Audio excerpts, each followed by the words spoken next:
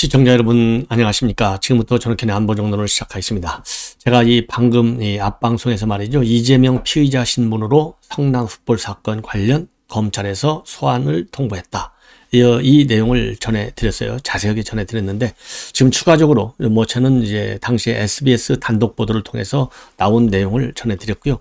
지금 이제 추가적인 보도들이 나오고 있는데, 대부분 보니까요, 제가 이 앞방송에서 정리해 드린 그런 범주 안에서 지금 보도가 나오고 있습니다. 다만 몇 가지만 추가적인 사항을 전해드리도록 하겠고요. 그리고 본래 말씀을 드리려다가 시간 관계상 생략한 이 김만배가 가지고 있는 4,446억 원, 이게 추징 보전할 재산이다. 이걸 이제 법원으로부터 최근에 인정을 받았고요. 그 중에 이 범죄 수익을 한 1,000억 정도로 검찰에서는 보고 수사에 지금 이 속도를 내고 있는 상황. 그래서 이번 시간에는 이제 범죄 수익 그리고 추징 보전된 4,446억 요 부분을 집중적으로 말씀을 드리겠습니다. 그리고 말이죠. 지금 오늘 조선일보가 또 이 보도하고 있는 내용을 보면 말이죠. 조선일보 단독 보도 내용인데, 자, 우리 민족 서로 돕기, 이거 이 좌파 단체잖아요. 우리 국내에 있는 대북 지원 단체. 우리 민족 이 서로 돕기 운동, 여기에서 말이죠. 오세훈 시장 때까지도 이 지원금을 제공해 줬어요. 이거 문제입니다. 그리고 이 서울시 보조금의 심사위원단에 우리 민족 이 돕기 핵심 간부가 존재하는 거예요. 그러니까 여기다가 딱 이 간첩 하나 박아놓고 전부 다 정부 입수해가지고 서울시에서 주는 예산 딱딱 타 먹은 거예요. 그러면 서울시에서만 타 먹었느냐? 아니오시답니다. 이 LH에서도 타먹고 말이죠. 또 이 한국지역난방공사한테도 타먹었어요. 그러다가 다시 또 이거는 또 돌려줬어요. 아주 지들 멋대로 세금을 갖다가 줬다, 반납했다 하고 있는데, 이거 기가 막힌 거 아니겠습니까? 이러한 우리 민족 돕기에 대한 서울시 예산 지원은요, 본래 박원순 때부터 시작이 돼가지고 문재인 정권 5년간 72억 원이나 줬는데, 지금 조선일보의 단독 보도를 보면 현 오세훈 시장 하에서도 예산이 지원이 됐다. 참 기가 막힙니다. 그래서 이 내용도 함께 전해드리도록 하겠고요. 그리고 조선일보의 양상훈 칼럼, 지금 민주당을 망친 것은 대장동 사건이 망친 게 아니라 그보다 더한 이 망치게 한 요인이 있는데, 그거는 압도적 다수당이라는 점이다. 요거를 놔두고 이렇게 신랄하게 비판하고 있어요. 그래서 이 내용도 함께 전해드리도록 하겠습니다. 자, 맨 먼저요. 지금 이제 성남 fut볼 사건과 관련해서 검찰이 소환 통보를 했어요. 이 검찰은요, 중앙지검이 아니고 수원지검의 성남지청에서 통보를 했는데, 지금 현재 이재명 촉하고 소환 일정을 조율 중에 있다. 이렇게 보도가 나오고 있어요. 지금까지 말이죠. 이 성남 fut볼 클럽과 관련해서 이재명이가 이 공모자다. 그리고 제3자 뇌물죄로 이 명시가 된 이거는요, 성남시의 전략팀장을 했던 사람, 그리고 두산건설의 대표, 이 사람들을 재판에 넘길 때 나와 있던 공소장에 그 관계가 나와 있어요. 자, 그래서 최소한도 이제 오늘 벌써 목요일이니까요, 다음 주에 피의자 신분으로 출석해서 조사를 받아라. 이렇게 통보를 했고요. 소환 일정을 조율 중이다. 이렇게 나오고 있습니다.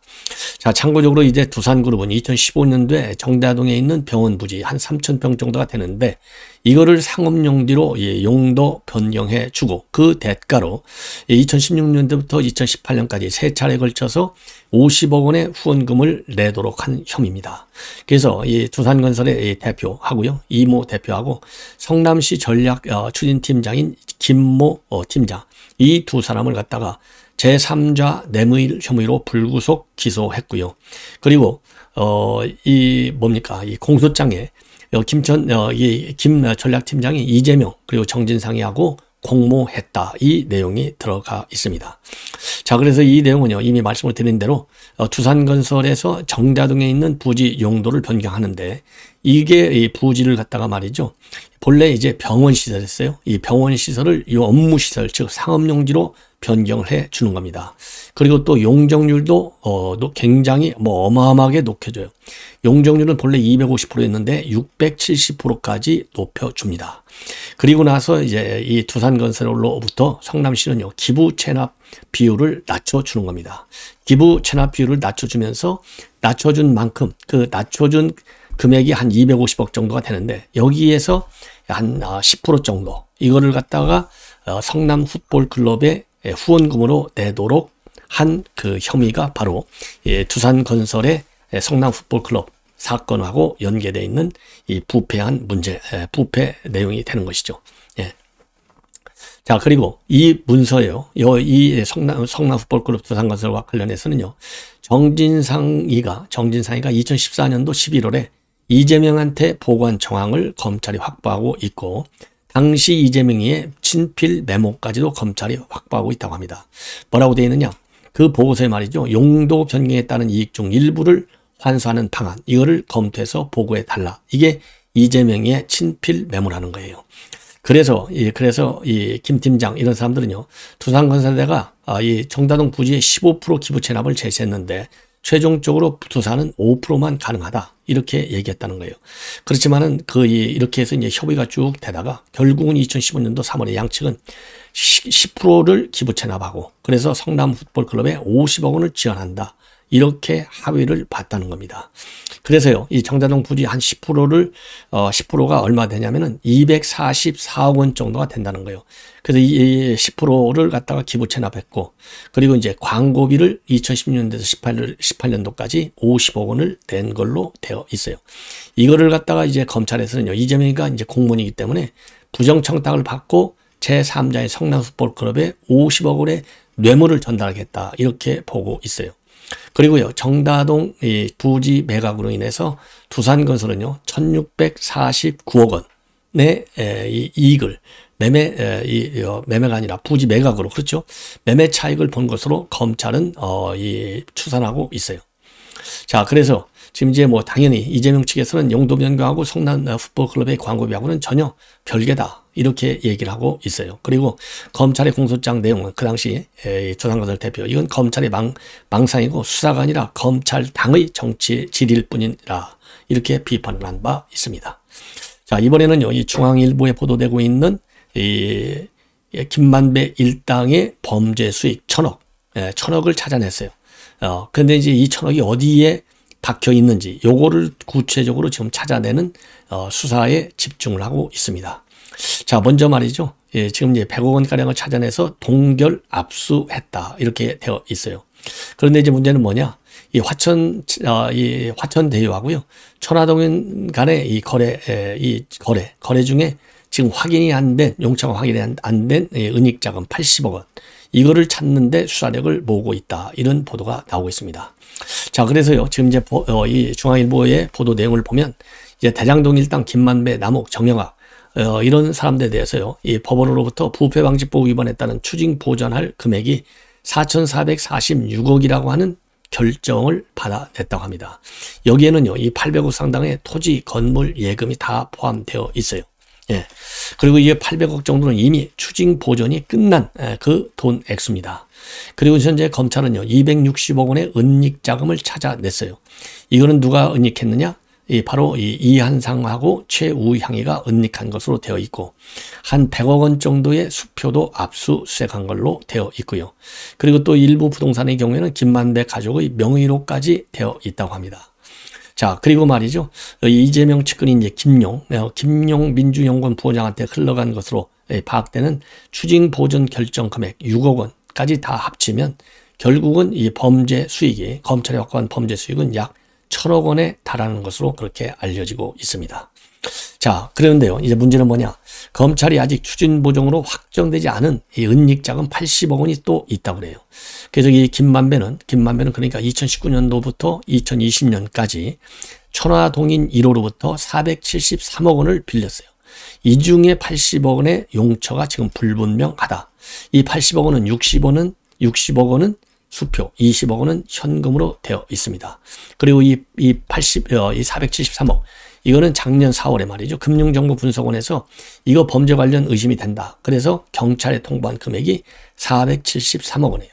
여기서 80억 원을 빼냈다는 겁니다, 지금. 예. 그래서 이거를 경찰에서는 추적을 하지 못했는데 검찰이 추적 중에 있어요. 근데 이 돈은 로비 자금으로 쓰였을 가능성이 상당히 크다. 요렇게 지금 검찰은 보고 있다고 합니다. 그리고 제가 이제 어제 이제 이 새벽에 여러분께 보도해 드린 내용인데요. 이거는 이제 TV조선 보도 내용인데, 여기에서는 TV조선에서는 은닉자금이 120억 원으로 되어 있고 이거를 추적하고 있다. 이런 보도가 나왔는데요. 이게 이제 제가 도 보도해 드린 대로 한 묶음은 40억짜리예요. 2015년도에서 2018년 사이에 이 김만배가 이 화천대유의 이성문 대표를 통해서 여러 차례 걸쳐서 빌려간 돈입니다. 그리고 다른 한 또 이 묶음은요, 80억짜리 묶음이에요. 이것도 김만배가 이 화천대유로부터 빼간 자금인데, 이 최종적인 이 종착지를 지금 추적하고 있어요. 이 80억 원이 수표가 60억 원, 현금이 20억 원인데 이게 바로 로비 자금으로 쓰였을 것이다. 이 80억 원 중에서 5억 원을 유동규한테 뇌물로 줬고 나머지 75억 원이 지금 어디로 갔는지 행방을 지금 추적하고 있다. 이렇게 지금 알려지고 있습니다. 중앙일보 보도 내용하고 어제 TV조선 이 보도 내용하고요. 은닉자금의 규모 그리고 이제 그동안에 검찰에서 수사를 통해서 밝혀낸 내용하고는 거의 두 보도가 마저 떨어지고 있어요. 예. 자, 그 다음에는요, 이 우리 민족 돕기 참 이게 종북 좌파 탓인데 이게 말이죠. 기본적으로 우선 이 문재인 정권 5년 그러니까 박원순 이 서울시장 일때 2017년도부터 2021년까지 이 정부로부터 받은 예산이 말이죠. 지원금이 무려 72억 원을 받아 챙겼어요. 72억 원. 어마어마한 돈이죠. 자, 이 서울시, 그러니까 우리 민족이 서울시에서 받은 돈, 그 다음에 LH공사, 그 다음에 난방공사, 기업은행 이런 데서 72억 원을 받아가지고 김일성 우상화 공연을 했고요. 그리고 서해 공무원이 피살된 당일날도 이 평양 영행 학교라고 하는 제목의 이 방북 체험 이 홍보를 했어요. 그리고 또 7일 뒤에 서해 피살 공무원이 이 피살된 당일날 이렇게 평양여행학교라고 하는 홍보를 했고 7일 뒤에는 23개의 대학에 대해서 이 평양여행학교 개시를 요청하기도 했습니다. 기가 막히죠. 그리고 이게 이제 71억 8천이니까 72억쯤 되고요. 서울시로부터는 2019년도부터 21년까지 4억 9천만 원. 4억 9천만 원을 서울시로부터 4억 900만 원, 900만 원을 지원을 받았어요. 야, 그런데 이거는 서울시는요, 당연히 박원순 시장 2019년도니까 때 지원을 대부분 받았지만은 문제는 바로 뭐냐? 오세훈 시장 한테도 받은 거예요. 이게 참 큰 문제인 것 같습니다. 그리고 서울시의 경우에는요, 셀프 심사 논란을 지금 야기하고 있어요. 뭐냐면, 자, 우리 민족끼리, 우리 민족 서로 돕기, 여기에서 이 정책 우연을 한 사람을 갖다가 이 서울시의 사업보조금 지급을 위한 심사위원, 지급 결정을 하는 서울시 심사위원회에 이 사람이 들어가 있어요. 야, 그러니까 뭐 서울시 이 심사위원으로 들어갔으니까 당연히 우리 민족한테 주자고 하겠죠. 이거 큰 문제 아니에요. 그래서 지금 이 조선일보 보도를 보면요. 민간 단체에서는 서울시 보조금 받기는 웬만한 이 단체 받기는 하늘의 별 따기인데 우리 민족 같이 이 서로 돕기 같이 내부자를 갖다가 심사위원으로 두면 모든 정보를 미리 다 빼서 유리한 평가를 받을 수 있는 거 아니냐. 이거는 불공정하게 보조금을 받아낸 측면이 있다. 이런 이제 비판을 하고 있고요. 자, 그리고 이제 문제는 바로 뭐냐? 이 사람이 이 심사위원으로 들어가 있는 사람은요, 서울시 남북교류협력위원회 위원으로 심사를 했고, 그리고 또 우리 민족 정책 위원직도 맡고 있고, 그리고 문재인 대통령 때 이 직속에 대통령 직속의 정책기획위원회 분과위원장을 맡고 있고요. 올 대선 때는 이재명 대통령 후보선대위 부위원장으로까지 활동한 사람이에요. 자, 이런 사람이 있는 거를 그러면 서울시는 알았느냐? 오세훈이는 알았느냐? 몰랐느냐? 알고서 줬느냐? 몰랐기 때문에 줬느냐? 이게 몰랐다는 게 말이 안 되겠어요? 아니, 심사위원인데 이걸 모른다? 이건 말도 안 되는 것이죠. 그래서 이런 것 때문에 오세훈 시장이 욕을 먹는 거예요. 예. 그 욕을 먹는 걸 두려워서는 안 돼요. 본인이 이런 것까지 챙겼는지 안 챙겼는지. 그러면 일일이 뭐 서울시장이 하나하나 다 꼬치꼬치 챙길 수 있나요? 그러면 이렇게 민감한 상황인데 우리 민족이 딱 들어가면 민감하잖아요. 서울시 예산. 이게 말이죠. 민노총 이 강북 이 사무실에 서울시에서 예산을 어마어마하게 준 거나 거의 비슷한 성격이에요. 좌파 단체에서 무조건 줘서는 안 된다. 이런 취지가 아니라 알고서 줬느냐 모르고서 줬느냐. 그리고 이렇게 어처구니 없는 피살 공무원 사건이 나고 그리고 북한에서 이제 아주 이 도발을 일삼고 있는 상황에서 혁명 콘서트 공연을 하게 하고 콘서트를 하게 하고 방북 체험을 하게 하고 이게 도대체 시기적으로도 이게 맞느냐 이 말이에요. 예, 오세훈 시장의 성격, 오세훈 시장을 왜 서울 시민들이 줬냐 이 말이에요. 이게 누구니까 박원순이하고 똑같이 한 거 아니에요. 이게 큰 문제라 이거죠. 예. 그래서 이거는요, 이 서범수 의원이 중점적으로 이거를 파헤치고 있어요. 예, 아주 기가 막힙니다. 그래서 서범수 의원실에서 이 파악한 내용에 따르면은 아까 말씀드린 71억 8천, 그러니까 서울시 LH공사, 난방공사, 중기은행, 그 다음에 서울시로부터는 2019년도에서 21년간 3년간 4억 900만 원. 자, 이대준 씨가 사망한 날, 만행은 저지른 날 평양 여행학교 사업을 하는 거예요. 자, 그리고 이 평양 여행학교를 하면서 23개 대학 커뮤니티에 홍보물 게시를 요청하는 사업 하기까지 해요. 간이 뭐 커진 것이죠. 그리고 서울시 보조금 3,000원이 투입된 또 이 사업 평양 여행학교, 여기는 갔다가 이제 평양에 직접 가지 않더라도 이 방북 체험을 하는 겁니다. 그래서 이 북한을 좀 바로 알자 이런 취지로 일종의 이제 이 친북 활동을 하라고 유인하는 거나 마찬가지예요. 그리고 말이죠. 이 핵 위협이 고발이 되고 핵 위협이 한참 작년에 고조될 때 평양 탐구학교 사업을 해요. 이것도 서울시 보조금으로 진행이 되는데 이때 평양 탐구학교는 1억 8천만 원의 보조금이 투입이 됩니다. 그리고 심화 과정의 하나로 해설이 있는 NK 콘서트라는 공연까지 진행을 하는데 이 공연은요, 작년에 6월 16일 날, 그리고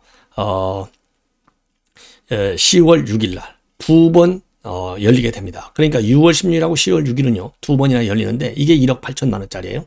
이게 오세훈 시장 때 이러한 지원이 이루어진 겁니다.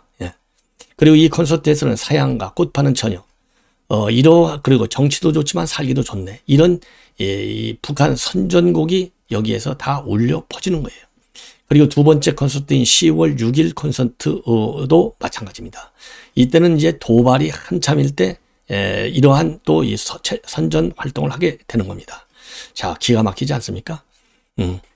그래서 이 문제는 말이죠. 이 문제는 반드시 서울시 자체적인 이 감사를 통해서, 그리고 또 이 오세훈 시장도 말이죠. 이거를 보고 했는지 안 했는지 이거를 따져서 이 책임을 물어라. 지휘관들한테 실국장들이 어디까지 보고했는지, 뭐 전결상이라서 시장까지는 안 왔는지, 아무리 전결상이라도 사안의 민감성에 따라서 구두로라도 보고해 주는 것이 공무원의 기본 이 근무 태도가 아니겠어요? 그래서 전결사항이다. 아니면은 뭐라고 그럴까요? 바빠서 못 받았다. 뭐 여러 가지 이유가 있겠죠. 아니면은 오세훈 시장은 알고서도 이걸 집행했는지, 이런 부분을 서울 시민들이 지금 굉장히 부글부글 끓고 있다. 이런 소리를 제가 많이 듣고 있어요. 예. 자, 그래서 이런 거를 좀 제대로 좀 챙겨라. 예, 챙겨야 된다. 자, 이 정도로 이제 이거는 여러분께 말씀을 드리고, 그리고 말이죠. 이 양상훈 칼럼을 여러분께 소개해 드리겠는데요. 양상훈 칼럼도 아주 내용이 아주 당차입니다. 한마디로 얘기해서. 그래서 이 양상훈 칼럼의 문제는 바로 뭐냐? 대장동 때문에 민주당이 망하는 게 아니고 그보다 더 민주당을 망치는 것은 압도적 의석이라는 겁니다. 그래서 이 압도적 의석을 가지고 민주당이 그야말로 협치가 아니라 횡포를 하고 있다 이거예요. 횡포. 나라를 망가뜨리는 횡포. 악정을 피우고 있다. 이런 취지로 비판하고 있어요. 그래서 이 내용 한 3, 4분 정도 걸쳐서 자세하게 여러분께 인용 보도해 드리도록 하겠습니다. 자, 지금 민주당의 가장 위협적인 것은요, 대장동 사건만이 아니라 이 압도적 의석을 가지고 있다고 하는 것이 민주당의 큰 요인이 되고 있다는 겁니다. 그래서 핵심은 바로 뭐냐? 윤석열 정부를 반실 분수로 만드는 것이 대표적인 것이고, 그런데 이제 문제는 세상의 모든 힘이라고 하는 것은 절제를 잃으면 그 크기만큼의 부작용을 낳는 거라는 거예요. 그래서 민주당이 이제 2020년 총선에서 이렇게 많이 얻었는데 그 후에 주요 선거에서는 전패 완패했다는 거예요. 서울시장, 부산시장 거에서 졌고, 대선에서 패했고, 지방선거에서도 패했고, 이러다 보면 2024년도 총선, 이게 중간 평가 성격인데 이거 질 것이 뻔하다는 겁니다. 그 이유는 뭐냐? 성찰하지 않고 민심을 잃고 그러기 때문에 질 것이다. 그리고 대장동은 어쨌든 한 사람이 문제라는 겁니다. 예. 하지만 압도적 의석의 해악은 더 심각하고 근본적이라는 거예요. 민주당이 해서는 안 되는 일을 하고 해야 할 일을 안 하게 만든 거라요. 그래서 이 대선 패배 후에 민주당은 반성 대신에 압도적 의석을 이용해서 방탄용 검찰 수사권 완전 방탈법을 일방 처리했고, 그 순간에 민주당이 방탄정당이 돼버렸고, 그 다음에 새 대통령이 총리도 없이 지마도록 만들고, 헌정사의 극히 드문 장관 회의만을 벌써 2번이나 통과시켰고 정부가 제출한 법원 70여 건을 전부 가로막았고 그리고 이 정부의 권한인 예산안을 마음대로 주무르고 민주당식 법으로 정부 국정을 강제하겠다고 하고 있어요. 그래서 이 과정에서 해서는 안 되는 편법 공수를 거리낌 없이 저지르고 있다는 겁니다. 그래서 이제는 이 집권 야당이라 이렇게 불려도 전혀 이상하지 않다는 겁니다. 그리고 2024년 총선은 이제 대통령 중간 평가의 성격이야 하는데, 자, 어느 나라든지 이제 이 선거는 중간 평가를 하게 돼 있는데, 2024년 한국 정치의 권력 집단은 대통령과 여당인지 아니면 국회를 장악한 집권 야당인지 애매하다. 이대로 가면 다음 총선은 집권 야당에 대한 심판으로 치러질 가능성이 있다. 이렇게 평가를 하고 있습니다. 그래서 지금 우리나라에 가장 필요한 것은 뭐냐? 노동연금 교육개혁, 그리고 공공기관 개혁, 건강보험 개혁. 이거는 아무도 부인 못하는데요. 이러한 개혁은 입에 쓴 약을 먹는 것과 같아서 사람들은 누구나 설탕물을 먹고 싶어 하지 쓴 약을 먹으려 하지 않는다는 거예요. 그런데 약을 먹지 않으면 어떻게 된다? 병들어 죽는다는 겁니다. 예, 병들어 죽는다. 그래서 민주국가의 가장 큰 문제는 정치인들이 이 불편한 진실을 국민에게 말하지 않는다는 사실이고, 왜? 선거에 불리하니까. 그래서 나라 병은 나날이 악화하게 되고, 그런데 실로 오래간만에 인기 없고 욕먹더라도 개혁을 하겠다는 지금 대통령이 나왔는데 바로 윤 대통령이에요. 윤 대통령이 이 다짐, 얼마나 강한 의지를 가진 결의인지는 알지 못하지만 이런 생각을 가진 대통령이 나왔다는 자체가 흔치 않은 일이고, 대통령 지지와 상관없이 나라를 이 일을 갖다가 나라의 기회로 만들어야 한다, 이렇게 주장하고 있어요. 그런데 문제는 뭐냐? 민주당이 불행하게도 모든 개혁을 거부하고 있고, 문재인 정권 이후에 민주당은 당의 이념 자체가 포퓰리즘화 되어 있다는 겁니다. 그래서 2024년 총선에서 민주당이 다시 압도적 의석으로 국회를 장악하면 개혁은 시동조차 걸 수 없고, 인기 없고 욕먹어도 개혁하겠다는 드문 기회가 물거품이 되고, 나라가 골병되면 여야 지지를 떠나서 모든 국민이 어려워지는 거예요. 그래서 이제는 민주당은 말이죠, 그럼에도 불구하고 압도적 의석을 내세워서 나라의 명운이 걸린 반도체 특별법까지 막고 있고, 그리고 다음 세계 문명 자체는 이제 반도체인데, 반도체가 없으니까 러시아가 미사일도 제대로 못 만들고 있고, 인공지능 메타버스도 반도체로 가동되는 것이고, 세계 주요국 전부가 반도체에 파격적 지원하고 있고, 중국은 아예 법인세 면제까지 하고 있다는 겁니다. 그런데 한국은 어떠냐? 한국 민주당은 반도체 특별법을 재벌 특혜라고 지금 반대하고 있는 거예요. 그래서 80년대 운동권 논리로 구군이 걸린 이 치열한 이 글로벌 경쟁에 발목을 잡고 있다는 겁니다. 그래서 2019년도 민주당은 이 민주당 반도체 특위도 지금의 반도체법과 골격이 거의 같은 내용을 공표하고 있고, 그때 민주당 누구도 재벌 특혜라고 주장하지 않았는데 자신이 한 일까지 반대하는 이 억지, 통하지 않아야만 정상 아니냐. 그런데도 민주당은 압도적인 의석으로 이 억지까지 지금 관철시키고 있다는 겁니다. 그래서 반도체가 망하면 한국이 망한다. 이 극단적인 얘기가 이건 아니고, 그래서 2019년도 민주당 반도체 축이 출범식에서 양양자 의원장은 한국이 주저앉느냐 아니냐가 여기에 달려있다라고까지 했다는 거예요. 그런데 지금의 민주당은 이 필자 양상훈 주필에 알던 민주당이 아니다. 너무 변질이 많이 됐다. 양질의 의원들은 숨죽이고 저질 의원들이 판을 치고 방탄이 당의 목적이 됐고, 괴상한 음모론자들은 호메이니처럼 또 받들고, 지금 이 시발점이 2020년 총선의 민주당 압승이었던 것이다. 그 압도적 의석이 민주당에 도대체 어떤 도움을 줬나? 나라에 무슨 기여를 했나? 전통 민주당의 회복을 위해, 나라의 미래를 위해서 지금의 이 민주당은 바뀌어야만 한다. 아주 옳은 얘기죠. 그래서 전반적인 칼럼은요, 이 포퓰리즘에 빠져있는 민주당, 그리고 다수당의 횡포만 할 줄 알지 협치는 완전히 안중에도 없는 이 민주당, 이러한 민주당은 2024년도 선거에서 반드시 심판을 받아야만 한다. 이게 지금 양상훈 주필 칼럼의 핵심 결론입니다. 그동안에 제가 여러분께 포퓰리즘, 거짓말, 나라 망한다 계속 제가 주장해 왔잖아요. 저의 주장하고 양상훈 주필의 논지하고 똑같아요. 자, 그런 의미에서 지금 이제 민주당의 이 지금 정치의 질, 이 정치의 질 갖고는 나라를 어떻게 한다? 망하게 한다. 더군다나 그 민주당을 나라를 망하게 하는 포퓰리즘적 민주당을 누가 끌고 있느냐? 포퓰리스트의 대가 거짓말쟁이 이재명이가 끌고 있다. 여기에 심각성이 있습니다. 시청자 여러분, 이것으로 본 방송을 마치겠습니다. 대단히 고맙습니다.